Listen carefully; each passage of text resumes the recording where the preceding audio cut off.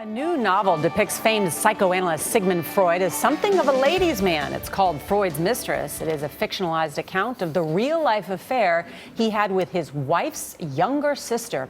It's authored by Karen Mack and Jennifer Kaufman. Good morning to both of you. Good morning. It's a fascinating read, and it's also a look back at Freud. But what we didn't know is that he had this mistress. How did you learn about it?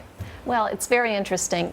The Mina question has fascinated historians for years. She lived with them for 42 years. And all the main historians said that absolutely he would have never had an affair. It was as revolutionary as he was in his thinking.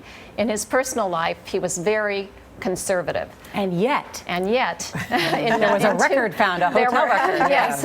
In 2006, this rogue German sociologist decided to follow the Freud trail, and he went to this hotel in Switzerland, which Freud had prolific letter writer. He said it was a small little pension, but of course it was a grand hotel.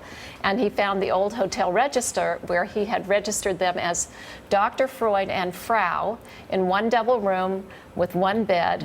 And that was sort of the smoking gun. Even the main historians like Peter Gay then came around and said, well... Yeah, I'm thinking that's what we call tangible evidence. Yes. This is the thing. The fact that he was a cheater, pumpkin eater is bad enough. But to do it, I think, with your sister-in-law takes it to me to a whole nother level. And they always say the wife is the last to know, the wife doesn't know.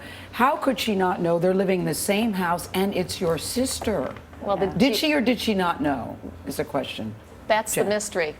That's the mystery. We actually don't know either. We are assuming that there was some kind of communication between the two of them, that there had to be. But in the book, guys, you guys have a stack of letters that Martha, the wife, went to the sister on her dying bed and said, you might want to keep these letters. Correct. That were from Freud, that he had saved all of those years. But those letters are missing now. They were missing. Minna lived with the family for 40 years, right? Correct. She did. Yes. And so, there's certainly a lot of opportunity there. Well, the house, the geography of the house, Freud was very adamant that nobody should ever come down to his study downstairs.